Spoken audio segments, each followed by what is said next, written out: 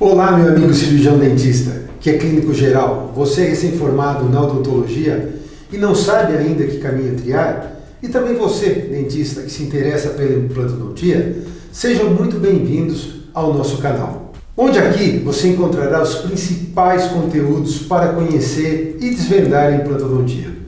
E o tema do vídeo de hoje é sobre a manutenção do alvéolo após extração dentária com a utilização de membranas de PRF com o intuito de melhorar o processo de remodelação óssea.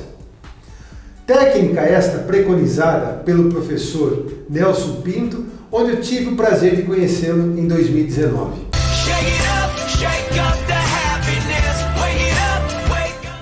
Como sabemos, após extração dentária ocorre um processo de reparo do alvéolo.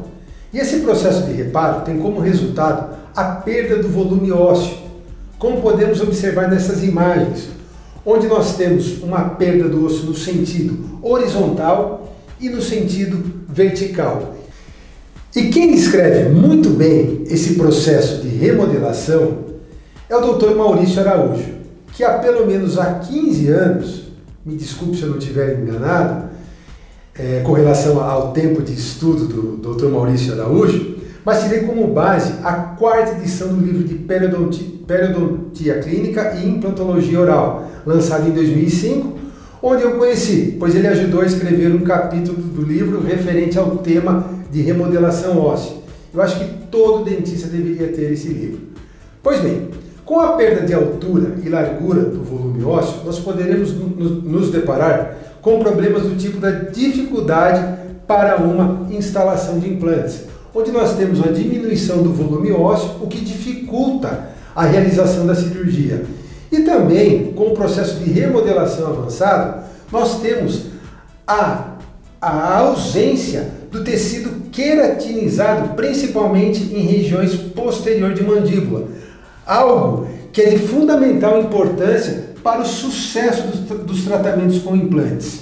Além disso, nós poderemos ter problemas decorrentes do processo do reparo alveolar relacionado à maxila, a região da maxila anterior, onde nós temos o processo de remodelação, e esse processo de remodelação óssea, ele vai levar à perda do suporte labial, né, levando aí um problema estético para o paciente. Muitos pesquisadores do mundo, como o próprio Dr. Maurício Araújo, pesquisadores estrangeiros como Stefan Fickel, Joseph Kahn, meu grande amigo e mestre, Dr. Paulo Perry, entre muitos outros, enfim, desenvolveram ou estão desenvolvendo estudos para entender melhor esse processo de remodelação óssea, com a intenção de tentar inibi-lo ou compensá-lo de alguma forma, como por exemplo utilizando um biomaterial. E basicamente, fazendo um resumo desses artigos e dessas inúmeras pesquisas, elas nos mostram que a remodelação óssea ela é inevitável, de alguma forma ela vai ocorrer. 2, dependendo do fenótipo periodontal, se for fino, descrito como apresentando uma pequena faixa de tecido queratinizado, ou espesso, descrito como uma maior faixa de tecido queratinizado, esse processo de remodelação óssea ele será maior ou menor, respectivamente. E, caro dentista, é de suma importância saber classificar o fenótipo periodontal e entender como as patologias se desenvolvem sobre cada tipo. É muito importante para o planejamento dos nossos tratamentos reabilitadores, envolvendo implantes ou não. Inclusive, em breve aqui no nosso canal, nós estaremos lançando um novo vídeo sobre esse tema. Então, se você ainda não se inscreveu no nosso canal, se inscreva para receber esse tipo de conteúdo. E deixe aqui nos comentários se você concorda com essa importante classificação que eu vou exemplificar agora.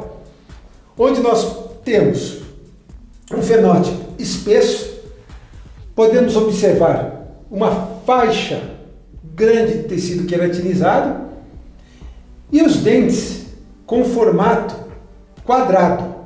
Então, um resumo prático, pessoal. Uma faixa ampla de tecido queratinizado, dentes com formato quadrado, a altura das papilas ela é uma altura relativamente baixa, e quando a gente faz uma avaliação tomográfica, nós podemos observar na parede vestibular do alvéolo dos dentes anteriores uma quantidade de osso de tábua óssea vestibular. Já no periodonto fino, nós temos uma quantidade reduzida de tecido queratinizado, tá? Uma quantidade reduzida de tecido queratinizado, dentes com formatos triangulares, altura de papila bem maior em relação ao plano espesso, e quando a gente avalia na tomografia, nós temos uma quantidade mínima, ou às vezes até nós não temos osso na parede óssea vestibular dos alvéolos dos dentes anteriores. E aqui, o intermediário, o que nós temos? Nós temos uma união do plano espesso e do fino e festonado, que dá um fenótipo periodontal intermediário, onde nós temos uma quantidade boa de tecido queratinizado, mas ao mesmo tempo o dente ele não é tão quadrado, ele tem um formato oval, né? Um dente com formato ovalado, e nós podemos observar uma altura de papila maior em relação ao plano espesso. Tá certo, pessoal? Bem, e retomando o nosso assunto, e só para relembrar que a remodelação óssea ela é inevitável. 2, a importância do fenótipo periodontal. 3, a instalação de implantes imediatamente após a extração não impede o processo de remodelação óssea do alvéolo. E 4, o preenchimento do alvéolo com osso autógeno particular também não impede o processo de remodelação. Mas vocês devem estar se perguntando, né? O que nós podemos fazer para melhorar esse processo de remodelação óssea alveolar? Pois bem, caros colegas, nós devemos, primeiramente, sempre realizar as extrações sem abertura de retalho. O procedimento ele tem que ser minimamente invasivo. Nós temos um vídeo falando sobre o conceito e o link está logo aqui embaixo, onde é explicado de uma maneira simples o porquê de se realizar esses procedimentos minimamente invasivos. Aqui também nós temos uma imagem mostrando como deve ficar o alvéolo após a extração. O que nós podemos observar nesta imagem? A não laceração do tecido ao redor do alvéolo, mantendo todo o arcabouço, a não exposição do tecido ósseo. Inclusive esse procedimento ele foi realizado com o extrator, mas nós também conseguimos bons resultados que nem esse utilizando o bom e velho fórceps. E segundo o autor Stefan Fick, em um belo trabalho, ele nos mostra que só o fato de não abrir o retalho, somente com o coágulo, o processo de remodelação óssea é bem menor quando comparado a uma extração com abertura de retalho, preenchimento do alvéolo com biomaterial e ainda associado a um enxerto gengival livre. É um estudo realizado em animais. Olha a importância de se não abrir o retalho.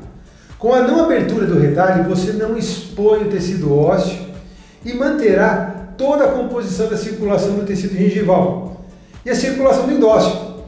Somente a circulação do ligamento periodontal será rompida. E só para constar, ela é uma das mais importantes. Talvez por isso o processo de remodelação seja inevitável, sendo essa uma opinião minha. 2. O ideal é sempre realizar uma manobra de preenchimento do alvéolo com biomaterial. O ideal é que esse biomaterial seja um substituto ósseo bovino, com uma lenta reabsorção. Quando você preenche o alvéolo com biomaterial, você retarda o processo de reparo. Por exemplo, você terá que esperar pelo menos de 6 a 8 meses para realizar o implante. 3. O ideal é que dentro das possibilidades de cada um, sempre que possível, você realize um implante imediato na região. Realize uma reconstrução simultânea utilizando um biomaterial associado a um enxerto de tecido conjuntivo ou um gengival livre. E também, se possível, faça uma provisionalização imediata. E quando não der estabilidade inicial esse implante, o ideal é que você possa utilizar, faça uma personalização do seu cicatrizador.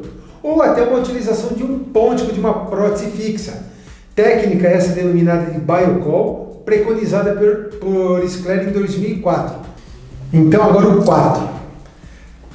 Quando realizar uma extração e não tiver um biomaterial para colocar, o ideal é que ela seja feita sem abertura de retalho, talvez realizando odontosecção para facilitar, e a sutura será só para manter o coágulo.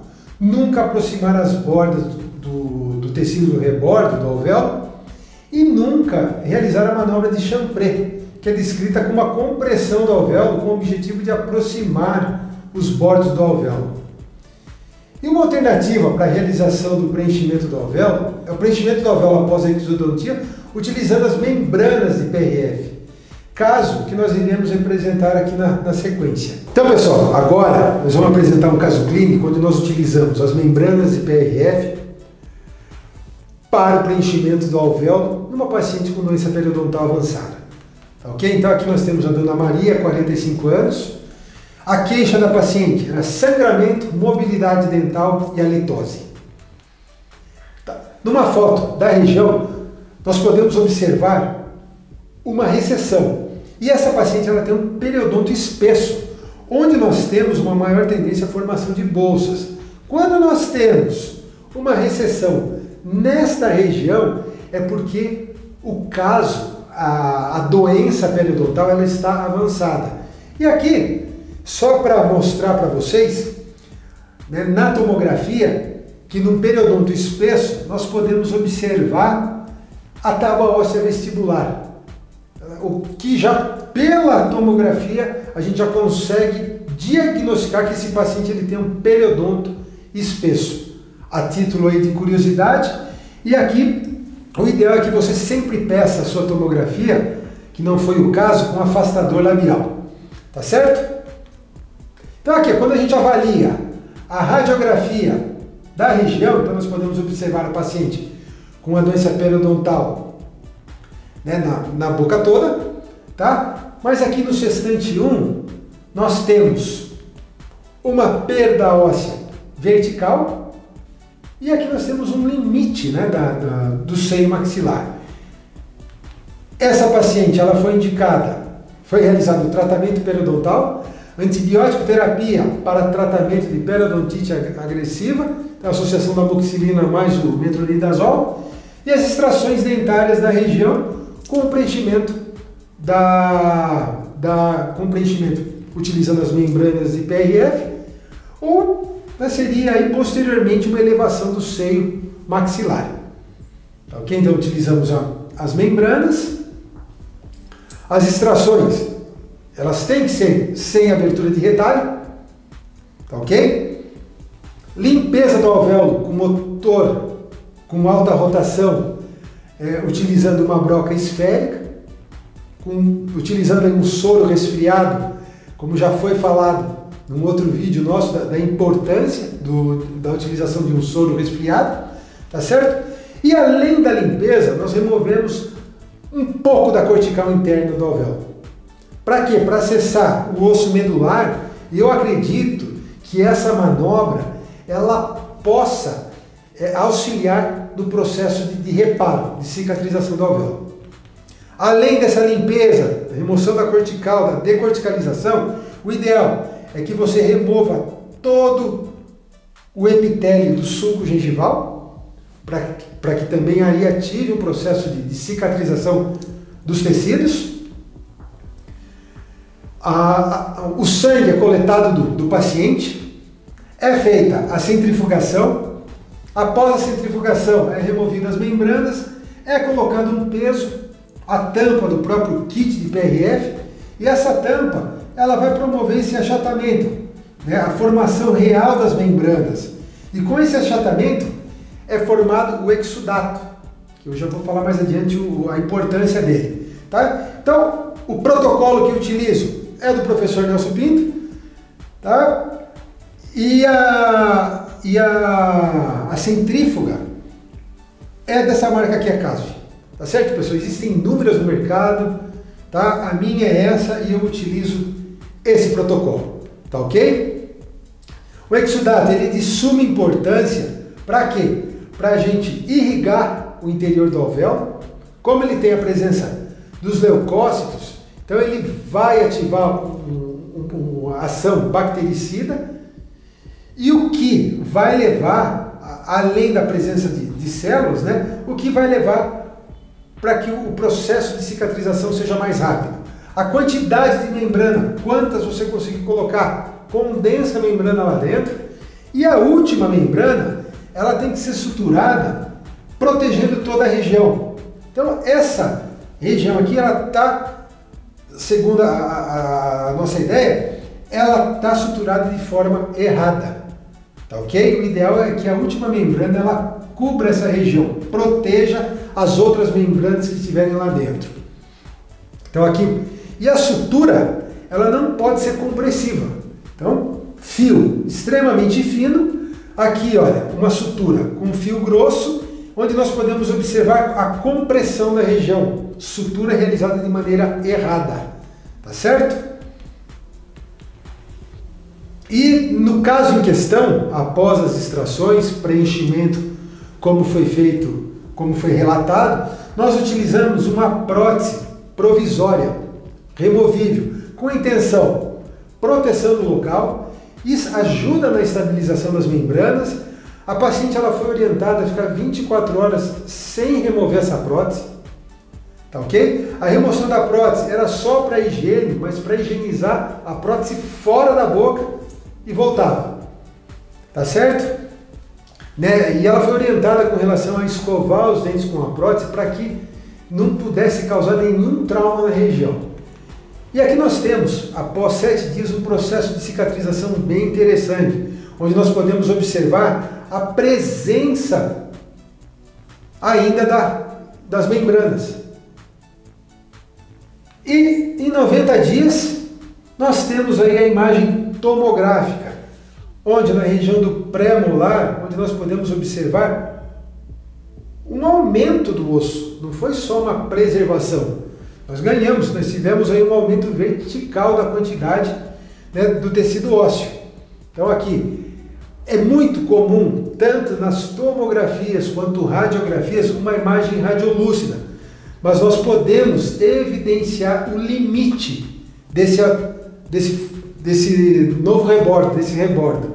Tá certo, pessoal? Aqui na região do pré e aqui na região do molar. A minha área de intenção para a instalação dos implantes, na região do 15 e 16, onde nós podemos observar um ganho efetivo de osso. Tá certo, pessoal? E se você gostou desse vídeo, compartilhe com seus amigos, se inscreva no nosso canal, deixe seu joinha para que mais pessoas possam atingir esse tipo de informação. Um abraço e até mais.